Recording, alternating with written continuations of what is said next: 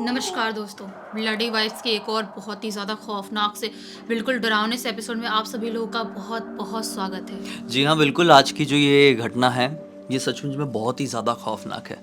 दरअसल सूरज नाम के लड़के के साथ आज से 6 साल पहले, यानी कि 2017 के टाइम पर घटी थी।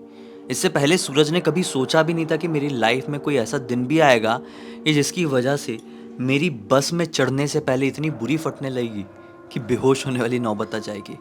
भई ये घटना बहुत ही ज़्यादा खौफ़नाक है और किसी के भी मन में किसी भी चीज़ को लेकर फ़ोबिया पैदा करने के लिए काफ़ी है। इस घटना को एंड तक सुनिए, आप लोग काँप उठेंगे। ये सोचने पर मजबूर हो जाएंगे कि ऐसा किसी के साथ घटा होगा तो बेचारा अपनी जान कैसे बचाया होगा। दरअसल हुआ ऐसा, मैं आपको पहले सूरज का बैकग्राउंड समझा देता हूँ, तब कहानी डिटेल में समझ में आएगी। तो जो सूरज है, मध्य प्रदेश के बालाघाट शहर के बहुत ही पास एक छोटे से बहुत ही छोटा सा गांव था, वहाँ का रहने वाला लड़का। बहुत छोटा गांव। इस गांव में एक सरकारी स्कूल था और बच्चे वहीं पर 10th तक की पढ़ाई करते थे और 11th-12th की पढ़ाई करने के लिए इनको ऑब्वियसली शहर में निकलना पड़ता था। तो सूरज बचपन से ही इस गांव में रह रहा था। बालाघाट से 6 किलोमीटर की दूरी पर यह गांव था। इसके पिताजी, इसके माताजी और इसकी एक बहन बहुत खुशहाली से अपना जीवन इस गांव के छोटे से घर में काट रहे थे। बात ऐसी थी कि ये अपनी स्कूलिंग तो अपने गांव से कर रहा था, लेकिन कोचिंग क्लासेस करने के लिए इसको अपने गांव से बालाघाट तक आना पड़ता था। बचपन में इसने कोचिंग तो किया नहीं था, क्लास 8 से कोचिंग लगाया था। अब 8 से 9th में भी लगाया, फिर 10th में लग गया था अभी। तो मतलब 8, 9th और 10th ये तीनों साल तक इसने ट्रैवलिंग किया बालाघाट तक की, daily up and down coaching classes के लिए। स्कूल इसका सुबह होता था, यही कोई 8 बजे से लेकर 12-2 बजे तक का, फिर उसके बाद 3-4 घंटे का गैपिंग रहती थी और फिर ये शाम को कोचिंग के लिए जाता था। अब इसके गांव से ये शहर 6 किलोमीटर की दूरी पर था, तो ये बस पकड़ के आया जा करता था। इसने साइकिल नहीं खरीदवाया था घर से, क्योंकि एक समझदार बच्चा था और इनके घर के हालात बहुत ज़्यादा अच्छे भी नहीं थे कि वो अपने घर पे ज़िद करे कि मुझे साइकिल चाहिए, मुझे ये चाहिए, मुझे वो चाहिए। ये सोचता था कि मैं बस से ट्रैवल कर लूँगा, टिकट भी इतनी नहीं लगती है, 10 रुपये के अंदर की कुछ टिकट थी, 10 रुपये की थी आई थिंक, तो उससे वो ट्रैवल किया करता था और डेली वाला था तो बस में थोड़ा डिस्काउंट भी मिला हुआ था। तो ऐसा हुआ कि एक दिन की बात है भाई, बारिश का मौसम था, यही अगस्त की बात रही होगी, अगस्त मिड या एंड। अच्छी खासी बारिश चल रही थी उस समय। इनका एक एग्ज़ाम स्कूल में आने वाला था, कोई तो भी एक एग्ज़ाम था जो आने वाला था। तो ये कैसी इसकी रूटीन थी, 4:30 बजे ये अपने गांव से निकलता था बस पकड़ के, 5 बजे के आसपास ये अपने कोचिंग सेंटर में पहुंच जाता था। 7 बजे तक कोचिंग चलती थी और फिर वहां से शहर से 7:30 बजे ये बस स्टैंड से बस पकड़ता था, जो आखिरी बस होती थी, और अपने गाँव अपने घर पहुँच जाता था। ऐसी दिनचर्या थी। तो ये अगस्त के एंड की बात है, एक तारीख थी ऐसी कि अपने घर से निकला और उस दिन बहुत ज़्यादा बारिश हो रही थी। कोचिंग में लगभग 50 बच्चे थे और 50 बच्चों में ये बीच में जाकर बैठ गया। थोड़ा सा लेट हो गया था क्योंकि बस से जाता था और बारिश हो जाती थी तो कई बार बस वगैरह लेट हो जाती थी। सर ने पढ़ाना शुरू किए, 1 घंटे की कोचिंग हुई ही थी कि अचानक से सर क्या बोलते हैं कि आज जल्दी छुट्टी नहीं होगी, 7 बजे छुट्टी नहीं होगी, आज तुम्हें 9 बजे छुट्टी मिलेगी, क्योंकि एग्ज़ाम्स बहुत ज़्यादा नज़दीक आ रहे हैं और जो हम कोर्स ख़त्म करना चाहते थे वो ख़त्म नहीं हो पाया है, तो रुकना पड़ेगा 9 बजे तक। फिर ये सोचने लगा कि अरे 9 बजे तक अगर कोचिंग में रुकना है तो मेरी बस तो आखिरी 7:30 बजे रहती है, फिर मैं घर को कैसे जाऊँगा। इसके दिमाग में आया ही था कि सर ने अचानक से बोल दिया, और जो बच्चे दूर रहते हैं वो चिंता ना करें, आप इतने दिन से यहाँ पर पढ़ रहे हो, इतने 2-3 महीने हो चुके हैं इस क्लास में कोचिंग स्टार्ट किए हुए, तो आपकी दोस्ती तो बनी गई होगी ना। तो जो बच्चे यहाँ के लोकल रहने वाले हैं उनसे बात कर लो, एक रात उनके घर पर जाकर सो जाना और पढ़ाई मिलके भी कर लेना, अच्छा लगेगा आप लोगों को। इसने पलट कर देखा, इसका एक दोस्त, ज़्यादा दोस्ती नहीं हुई थी, 2 ही दोस्ती हुई थी, तो इसका एक दोस्त प्रभाकर, जिससे इसकी अच्छी दोस्ती थी थोड़ी सी, वो एकदम आखिरी में बैठा हुआ। पलट कर देखा और प्रभाकर अपना कॉपी में कुछ लिख रहा था। तो इसने सोचा तो चलो छुट्टी होगी तो मैं प्रभाकर से नीचे बोल दूंगा कि चल भाई मैं तेरे घर आज के दिन रुक जाता हूँ। अब ये पढ़ना कंटिन्यू किया और 9 बजे के आसपास सर ने छुट्टी दे दी है। छुट्टी हुई तो ये नीचे उतर कर आया और प्रभाकर का नीचे वेट करने लगा। फर्स्ट फ्लोर में क्लासेस थी तो वेट करने लगा कि प्रभाकर उतरे, उससे बात करे। प्रभाकर उतर कर आया। प्रभाकर से सूरज ने बोला कि भाई मैं तेरे घर पे चल लेता हूँ, मेरी आखिरी बस थी वो निकल गई है, अब मैं कैसा करूँगा, घर तो नहीं जा पाऊँगा, तो आज तेरे घर पे सो जाता हूँ ना। तो प्रभाकर ऐसा था भाई, ना ही इसके स्कूल का था और ना ही इसको इतना पर्सनली जानता था। शहर का लड़का था और इसकी सोच थोड़ी सी अलग थी। हालांकि ये सूरज से बातचीत कर लेता था, लेकिन ये ऐसी सोच का लड़का था ना कि यार मैं इस बंदे को अपने घर पर क्यों रखूं, गांव का लड़का है, गांव का लड़का है, मैं इसके ऊपर भरोसा नहीं कर सकता। वो इस टाइप का लड़का था। तो प्रभाकर बहाना मारते हुए सूरज से ये कहता है कि भाई तू मेरे घर पे कैसे चल सकता है, मेरे घर पे तो मेरी बुआ की फैमिली आई हुई है और हमारा घर तो बहुत ज़्यादा छोटा है। इनफैक्ट मैं खुद दरी बिछाकर किचन में सो रहा हूँ, कदम रखने की जगह नहीं है। भाई सॉरी, नहीं हो पाएगा। तो एक काम क्यों नहीं करता है, तेरा जो एक और दोस्त ना, क्या नाम है उसका, शिवम, उससे पूछ लेना, वो ऊपर ही आता ही होगा, वो पक्का तुझे अपने घर पर लेकर चले जाएगा, उसका बड़ा घर भी है, कोई टेंशन वाली बात नहीं है। ये बोलता है भाई चल थैंक यू यार, तूने आइडिया दिया, ठीक है तू निकल जा, बारिश बहुत ज़्यादा हो रही है। बारिश बहुत हो रही थी आज। ये निकल के अपना छाता ऑन किया, निकल गया। अब ये नीचे बारिश में खड़े होकर छाता तान के इंतज़ार कर रहा है कि शिवम नीचे आए। सारे बच्चों ने खाली कर दी कोचिंग, लेकिन शिवम अभी तक निकलता हुआ दिखा नहीं। इसको अजीब लगा, ये वापस से कोचिंग में चढ़ा और देखा कि क्लास तो अब सर ने बंद कर दिए हैं और शिवम दिखा ही नहीं। शिवम निकल गया भीड़ के साथ या फिर पहले ही निकल गया था, पहले ही। समझ में नहीं आ पाया। अब ये टेंशन में आ गया यार। रात के तकरीबन अब 9:30 का समय हो चुका है और अब ऐसा लग रहा है कि घर जाने को कोई साधन ही नहीं है। रोड में घुटने घुटने तक का पानी भरा हुआ है। बहुत ज़्यादा बारिश हो गई थी आज, देखा जाए तो 2-3 दिन से लगातार बारिश हो रही थी। ये टेंशन में आ गया। टेंशन में अपने जो कोचिंग है, प्रीमाइसेस है, उसके बाहर निकला, गेट के बाहर निकला ही है कि इसके पहचान वाले इसको एक अंकल दिखाई दिए, जिनको बचपन में इसने कहीं देखा था अपने पापा के साथ। ये पापा के दोस्त थे। अचानक से वो अंकल क्या बोलते देखिए, अरे बेटा सूरज, इतना घबराया हुआ क्यों लग रहा है, घर नहीं गया? ये बोलता है कि नहीं अंकल, मेरी कोचिंग ऐसी ऐसी लेट छूटी है और घर जाने का साधन अब समझ में नहीं आ रहा है, आखिरी बस निकल गई है, इसलिए टेंशन हो रहा है थोड़ा सा। इसने इसलिए अंकल को बताया क्योंकि ये सोच रहा था कि अंकल बोल दे चल बेटा मेरे घर पे चल ले, मेरे घर पे सो जा। लेकिन अंकल क्या बोलते हैं, अरे तुझे किसने बोला कि आखिरी बस निकल गई है? भाई आखिरी बस 10:15 बजे के आसपास आती है, अभी 9:30 का समय हो रहा है। भागता हुआ जा, बस स्टॉप में बैठ, तुझे बस मिल जाएगी, टेंशन मत ले। तुझे पता नहीं होगा ना, ये रात की बस है, इसलिए शायद तुझे पता नहीं होगा, तो इतने बजे तक सो भी जाता होगा घर पे। ये बोलता अच्छा अंकल ऐसी बात है क्या, ठीक है मैं निकलता हूँ बस स्टैंड में, आखिरी बस को पकड़कर निकल जाऊंगा, नहीं तो पापा बहुत चिंता करेंगे। इसने मोबाइल ऐसा अपने पास रखा नहीं हुआ था, क्योंकि जैसा बेचारा अब साइकिल नहीं खरीदा तो मोबाइल कहाँ से खरीदेगा। अभी निकल गया बस स्टैंड की तरफ, पैदल। रोड आज बहुत सुनसान हो चुकी थी और दूर दूर तक लोग दिखाई नहीं दे रहे थे, बहुत कम लोग दिखाई दे रहे थे। जिनको कुछ मजबूरी रही होगी वही लोग अपने घर से निकले हुए थे। ये लगभग और 15 मिनट बाद बस स्टैंड पहुंच गया। आज धीरे धीरे पहुंच पाया क्योंकि बारिश अच्छी खासी थी। इस वक्त 9:45 का समय हो रहा था। इस बार बस स्टैंड आज का जो दिन था, बस स्टैंड एकदम खाली, सुनसान और बारिश के पानी से लबालब भरा हुआ है। जो कुछ दुकानें हैं वो भी बंद हो गई है और लाइट समझ लो पूरे इलाके की जा चुकी है बारिश की वजह से। गांव में ऐसा होता है, छोटे शहरों में ऐसा होता है, जब बारिश ज़्यादा हो जाती है, जब बिजलियाँ ज़्यादा कड़क जाती हैं तो पूरे इलाके की बिजली को कट कर दिया जाता है, लाइट गोल कर दी जाती है मतलब। तो ऐसा मतलब जो नज़ारा था बस स्टैंड का बहुत ही ज़्यादा यूनिक दिखाई दे रहा था, क्योंकि ये पिछले 3 साल से यहाँ पर ट्रैवल कर रहा था, डेली अप डाउन कर रहा था, इसी बस स्टैंड में आता जाता था। भाई इतना क्रीपी नज़ारा इस बस स्टैंड का कभी दिखाई नहीं दिया था। 9:45 बजे तो हालांकि ये पहली बार इस बस स्टैंड में रुका हुआ था। सारे दरवाजे, दुकानें उकानें सब बंद थी, सब लोग थे। सामने दिखाई दिया इसको एक पुराना सा झोपड़ी जिसकी हाइट अच्छी थी। वहाँ पे एक शेड बना हुआ था। इसने सोचा ये शेड के नीचे जाके खड़ा हो जाता, क्योंकि बारिश बहुत तेज़ है, छाता उड़ गया, टूटा गया तो लफड़ा ही हो जाएगा। हाँ, एक बिना मतलब का खर्चा बढ़ जाएगा। तो ये उस शेड की तरफ चले गया। वहाँ पे एक टूटी फूटी सी लकड़ी की बेंच भी लगी हुई थी, उसमें जाके बैठ गया। अब ये बारिश से भीग नहीं रहा था, इसने छाता बंद कर दिया था और इंतज़ार करना शुरू कर दिया था कि कब कब बस आए और कब कब मैं बस में चढ़ के अपने घर को पहुँचूँ। 10 बज गए, 10:15 बज गए, बस आई ही नहीं। ये टेंशन में आ गया कि यार 10:15 तो बज चुके, बस क्यों नहीं आई? हो सकता है चलो बारिश है, थोड़ी लेट हो रही होगी। अब 10:30, 11:45 और फिर 11। अब टेंशन बहुत ज़्यादा कि घर कैसे जाऊं। बारिश इतनी ज़्यादा है कि पापा चिंता करके भी यहाँ तक आ नहीं सकते, क्योंकि पापा के पास बाइक वगैरह ऐसी है नहीं। बाइक थी पापा के पास, पापा ने बाइक बेच दिए थे अप्रॉक्स 3-4 साल पहले। पैसों की थोड़ी ज़रूरत थी इस वजह से। पापा के पास भी साइकिल ही थी। साइकिल से पापा यहाँ तक कैसे आएंगे इतनी ज़्यादा बारिश में? ये सारी चीज़ें इसके दिमाग में चल ही रही है, बैठे बैठे सोच ही रहा है कि अचानक से इतनी खतरनाक बारिश हो रही थी, घुटने घुटने तक का भी पानी भरा हुआ था। एक कुत्ता पता नहीं कहाँ से दौड़ते दौड़ते आया, काला कुत्ता था, पूरी तरीके से भीगा हुआ था। इसके एग्जैक्टली सामने आकर खड़ा हो गया और ज़ोर ज़ोर से इसको देख के भौंकने लगा, दांत दिखा दिखा के। जब कुत्ते ऐसे दांत दिखाकर भौंकते हैं ना, तो ऐसा होता है कि वो आपके ऊपर बहुत गुस्सा है और हो सकता है कि वो अपने आप को डिफेंस करने के लिए आपको काट ले। लेकिन डिफेंस करने के लिए सूरज के दिमाग में ऐसा है कि मैंने इसको ऐसा क्या कर दिया जो ये खुद को मुझसे बचाना चाह रहा है। मैं तो चुपचाप बैठा हुआ हूँ, इनफैक्ट मैं खुद इतना ज़्यादा डरा हुआ हूँ कि मैं घर कैसे जाऊँगा, मैं खुद लाचार फील कर रहा हूँ। तो ये कुत्ता मुझसे कैसे डर सकता है जो मुझे डराने के लिए यहाँ पर आ गया है।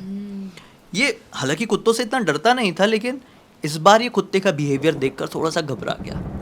फिर इसने कुत्ते को ध्यान से देखा, कुत्ता डरता हुआ पीछे हट रहा है। मतलब इसने सोचा कि मैं तो बैठा ही हूँ, सिर्फ कुत्ते को देख ही रहा हूँ, तो ये भौंकते भौंकते डरते डरते पीछे पीछे क्यों हटते जा रहा है। फिर कुत्ते की नज़रों को ध्यान से देखा तो पाया कि कुत्ता एग्जैक्टली इसको नहीं बल्कि एग्जैक्टली इसके पीछे की तरफ कुछ देख रहा है और भौंक रहा है। अब ये घबरा गया कि क्या देख रहा है, पीछे कुछ तो दिखाई दे रहा है पक्का कुत्ते को। ये बड़ी हिम्मत करके ऐसा पीछे मुड़ के देखा है। मतलब ये झोपड़ी आप इमेजिन करते चलो, ये पूरी झोपड़ी है जहाँ पे मैं बैठा हुआ हूँ, जहाँ वहाँ पे ये सूरज बैठा हुआ है और कुत्ता ये यहाँ पर भौंक रहा है। इसने बड़ी हिम्मत करके पीछे पलट कर देखा तो ये ऊपर की तरफ उसे एक रोशनदान दिखाई दिया। ये इस झोपड़ी का रोशनदान था। इस झोपड़ी का इतिहास ऐसा था कि सूरज तो 3 साल से यहाँ पे आ रहा जा रहा था। इस झोपड़ी को ये शुरू से देखा हुआ था, इसमें लॉक ही लगा हुआ था। मतलब ये एक तरीके से खंडर झोपड़ी थी, इसमें कोई रहता नहीं था, इसमें किसी की दुकान नहीं थी, ये सिर्फ वहाँ पर थी। और जो यात्रीगण होते थे ना, जो ट्रैवलिंग करते थे, वो कई बार इस झोपड़ी के जो लगी हुई बेंच थी वहाँ पर आकर बसों का इंतज़ार करते थे। आज ये अकेला कर रहा था क्योंकि बारिश इतनी ज़्यादा थी और पूरा बस स्टैंड सुनसान था। पूरे बस स्टैंड में सूरज अकेला और ये कुत्ता अकेला, ये ऐसा भौंक रहा था। रोशनदान को देखा तो कुछ सेकंड के लिए घबरा गया, क्योंकि रोशनदान में इसको दिखाई दिया कि चमकती हुई आंखें बाहर की तरफ घूर घूर कर देख रही है, कभी कुत्ते की तरफ तो कभी इसकी तरफ। ये थोड़ा घबरा गया कि ये झोपड़ी में तो लगा हुआ है ताला, तो इस झोपड़ी के रोशनदान में अंदर की तरफ से कौन बाहर की तरफ जाकर है। वो रोशनदान में पुराने ज़माने का रोशनदान था, वो जो सलाखें होती थी ना वैसे लगी हुई थी, लोहे वाली, वो सलाखें लगी हुई थी। और वो घूर घूर कर कुत्ते को और सूरज को देख रहा था। सूरज थोड़ा सा घबराया और ऐसा किया, कौन है, कौन है तू। ये कंफर्म था कि ये कोई कुत्ता नहीं है, कोई बिल्ली नहीं है, क्योंकि रोशनदान हाइट में था। अब हाइट में कोई जानवर ऐसा चढ़ तो नहीं सकता, और ऑब्वियसली कोई पक्षी नहीं था, क्योंकि पक्षियों की आंखें ऐसी नहीं चमकती है जैसे कि उसकी चमक रही थी, कुछ लाल रंग से मिलती जुलती। इसने कौन है तू करना शुरू किया कि अचानक से वो चीज़ थोड़ी पीछे हटी और इंसानों जैसे ही हाथ थे, जोर जोर से सलाखों के ऊपर मारना शुरू किया। वो बहुत जोर से मार रहा था। सूरज को ऐसा लगा कि बस ये सलाखे रोशनदान टूटने ही वाला है और जो अंदर जो कुछ भी है वो बाहर निकलने ही वाला है।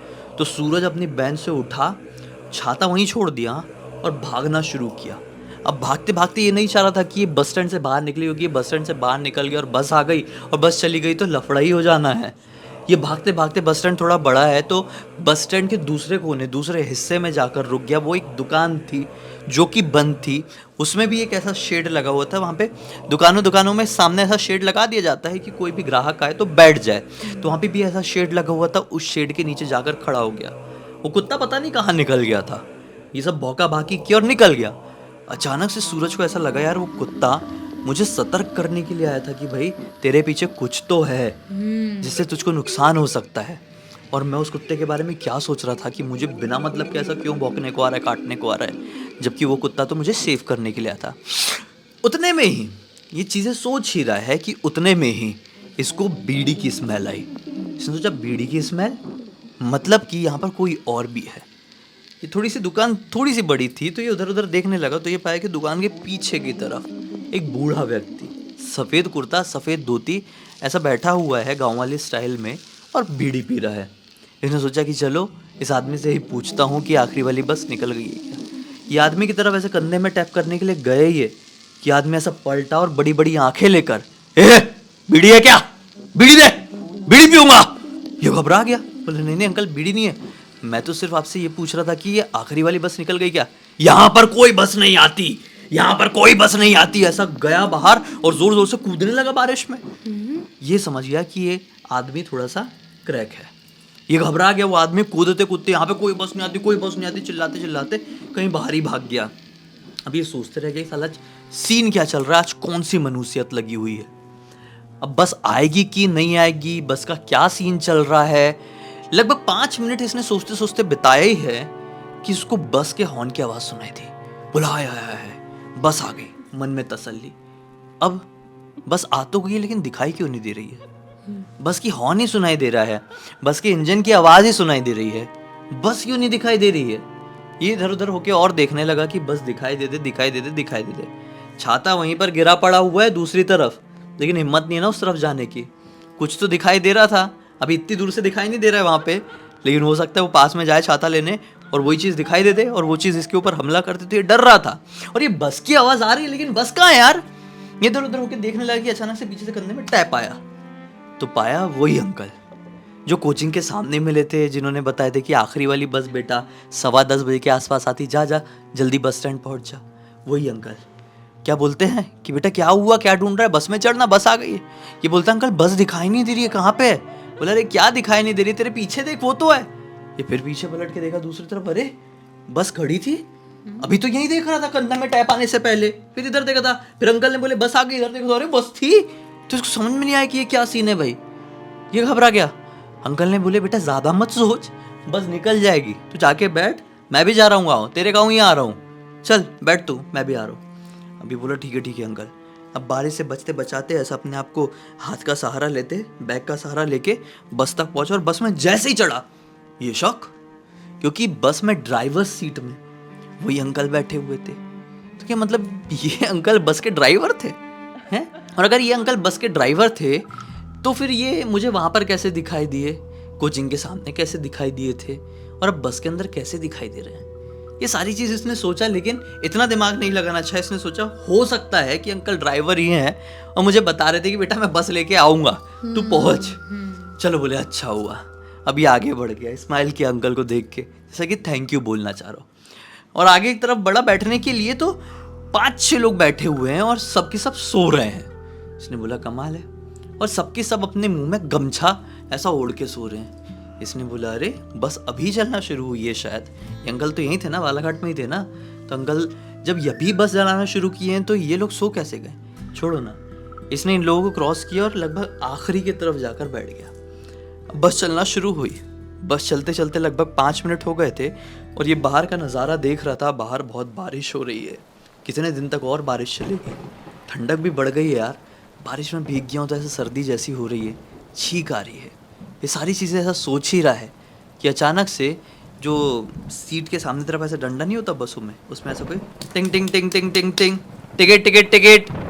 ये सोचता रहे कंडक्टर अंकल आ गए, टिकट दूंगा। जैसी पलटता है देख के शौक, क्योंकि ये कंडक्टर अंकल कोई और नहीं, ये वही अंकल थे, वही अंकल जो कोचिंग के सामने मिले थे। अरे वही अंकल जो नीचे मिले थे, बस के बारे में बताए, वही अंकल जो ड्राइवर सीट में बैठे हुए थे, जो अभी अभी बस चला रहे थे, वही अंकल टिकट लेने के लिए आए। तो थोड़ा सा शौक हुआ, अंकल जब आप टिकट ले रहे हैं तो बस कौन चला रहा है? अंकल क्या बोलते बड़ी धीमी आवाज में, बेटा इतना मत घबरा, मैं ही टिकट काट रहा हूँ और मैं ही बस चला रहा हूँ। तो ये बोलता है अंकल ये क्या बोल रहे हैं आप? बेटा यकीन नहीं होता तो देख लेना एक बार खड़े होके, सारा कन्फ्यूजन निकल जाएगा। ये उठा और देखने की कोशिश किया, अंकल अंकल, ड्राइवर की तरफ देख के आवाज लगाया। ड्राइवर पलटा, वियर्ड से स्माइल दिया, उसके चेहरे को देखकर इसके मुंह से खतरनाक वाली चीख निकल गई, क्योंकि वो अंकल कोई और नहीं, वही अंकल थे। वही अंकल बस भी चला रहे थे, वही अंकल सामने खड़े होकर टिकट भी काट रहे थे। और जब इसने चीखा तो जो 4-5 यात्री सोए हुए थे गमछा ओढ़ के, उन लोगों ने भी अपना गमछा हटाया और उठ के इसको देखे हैं। वो 4-5 लोग भी वही अंकल थे। इन सब का चेहरा देखकर उसका दिमाग फिर गया, वो वहीं पर एकदम अपना सब कुछ खो दिया, दिमागी संतुलन, और बेहोश हो गया। उसके बाद उसके साथ क्या हुआ उसको बिल्कुल भी कुछ नहीं पता, बिल्कुल भी अंदाजा नहीं। अब इसकी आंख खुली तो आंखों के सामने थैंक गॉड वो अंकल नहीं थे, लेकिन उसके पापा थे। ये घबरा गया, ये घर पर था अपने। पापा मैं अपने घर पर कैसे आया, आप मुझे कहाँ से लेकर आए?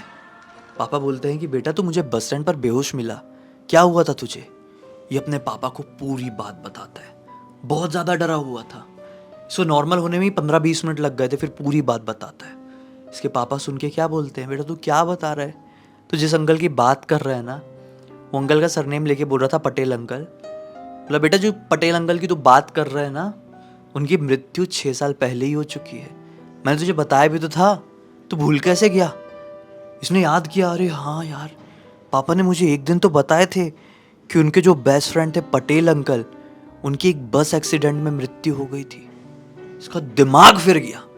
फिर उसके पापा बताते हैं बेटा बात ये है कि वो अंकल भी बालाघाट आते जाते रहते थे बस से ही, तो जिस बस से वो आ रहे थे ना, उस बस का बड़ा खतरनाक एक्सीडेंट हो गया और ऑन द स्पॉट उनकी मृत्यु हो गई थी। फिर तुझे आज दिखाई दी तो तुझे समझना चाहिए था कि ये वो अंकल कैसे हो सकते जिनकी डेथ हो गई है। ये पूरा मतलब पगला गया। वो दिन था और आज का दिन है। इसकी हिम्मत नहीं पड़ी है कि ये बस में ट्रैवल कर ले। इसने इन 6 सालों में एक बार भी बस में ट्रैवल नहीं किया, साइकिल खरीद लिया। अब साइकिल से ही कहीं पे भी आना जाना करता है, बाय मजबूरी। इनके परिवार वालों को कहीं जाना होता है ना, तो ये नहीं जाता अपने परिवार वालों के साथ। ये घर पर अकेला रहना मंजूर कर लेता है, लेकिन बस पे चढ़ना नहीं। ये पूरी की पूरी घटना की जानकारी सूरज ने ही हमें इंस्टाग्राम पर लिख कर भेजा। बोला भाई कि बताओ पूरी दुनिया को कि कैसी कैसी चीज़ें एग्जिस्ट करती हैं। इस तरह का भी कुछ भूतिया होता है, यानी कि भूतिया बस।